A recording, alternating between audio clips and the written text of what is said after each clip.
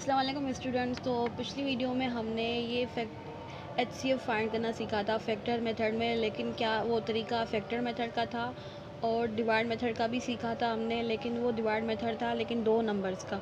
अब जो हम डिवाइड मेथड सीख रहे हैं वो 3 नंबर्स का है। तो ये तीनों नंबर्स हैं 63, 122 एंड 154। तो 63 इन दोनों के कंपेयर में ज़्यादा छोटा है, तो इनको बाद में करेंगे। आपस में जो दो बड़े हों पहले उनको कंपेयर करके करते हैं। जैसे ये 154 और ये 122, तो जो बड़ा नंबर होता है उनको हम डिवाइडेंड कर देते हैं, और जो उससे छोटा होता है वो डिवाइज़र हो जाता है। तो ये छोटा है, 122 को 154 से अगर डिवाइड करें तो इसकी टेबल इस पर 1 टाइम ही जाएगी, 2 टाइम जो है वो ज़्यादा हो जाएगी। तो अब इनको जैसे डिवाइड में करते हैं तो इसमें माइनस करेंगे तो आंसर मिलेगा हमें 42। तो वही सेम तरीका हम 42 को डिवाइज़र कर देंगे, और ये जो था हमारा ये खुद अब बन जाएगा डिवाइडेंड बन जाएगा। तो 42 को अगर इसको करें, इसको 2 टाइम ही डिवाइड करेगा, आंसर कितना आएगा हमारा 84 आएगा। तो 122 से अगर 84 माइनस करें तो हमें आंसर मिलता है 28।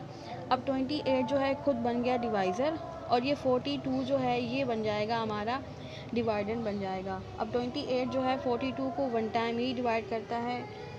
28 2 टाइम ज़्यादा हो जाएगा, डिवाइड है तो ज़्यादा नहीं होना चाहिए, इसलिए हम कम ही लगा दें टेबल, तो 28 ही लगेगा।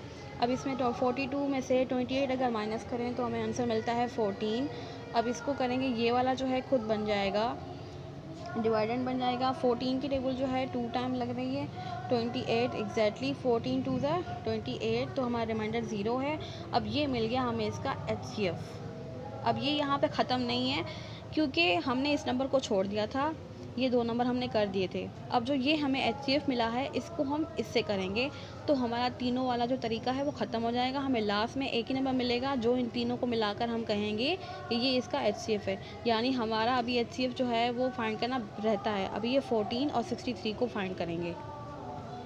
जैसे हमें ये 14 जो है HCF मिला था इन दोनों को करने में, अब जो हमारा ये 63 रह रहा था, तो अब ये 14 और 63 को आपस में करेंगे, तो 63 ज़्यादा है तो ये डिवाइडेंड बन जाएगा, और 14 जो है 63 से कम है तो ये डिवाइज़र बनेगा। अब 14 की टेबल 63 पे कितने टाइम जाती है, 4 टाइम अगर करेंगे तो वो सही रहेगा, 5 टाइम ज़्यादा हो जाएगी। 4 टाइम क्या आएगा, 14 4 ज़ा 56 आएगा। तो 63 से 56 माइनस करेंगे तो हमारा आंसर मिलेगा हमें 7, और 7 हमारा डिवाइज़र हो जाएगा, और ये जो 14 है ये बन जाएगा हमारा डिवाइडेंड। जैसे हम पिछली वीडियो में करके आए हैं कि जो हमें रिमाइंडर मिलती है वो डिवाइज़र बन जाती है, और जो खुद डिवाइज़र था वो डिवाइडेंड में आ जाता है। तो अब ये जो है ये 7 है, और 7 को 14 से करेंगे तो कितने टाइम करेगा, वो 2 टाइम करेगा, 7 2 ज़ा 14। तो यहाँ पे देखो हमें रिमाइंडर 0 मिली है, और हमें जो फाइनल हमारा HCF मिला है वो मिला है हमें 7। तो यानी अब हम कह सकते हैं कि 63, 122 एंड 154 का जो फाइनल जो HCF है, ग्रेटेस्ट कॉमन डिवाइज़र है, वो कौन सा है, वो हमारा है 7। आप अगर आपको यकीन नहीं आ रहा तो आप इस तरह से जो है वो जो मेथड था फैक्टर वाला उससे भी आप फाइंड करके देख सकते हैं, आपको आंसर बिल्कुल 7 ही मिलेगा।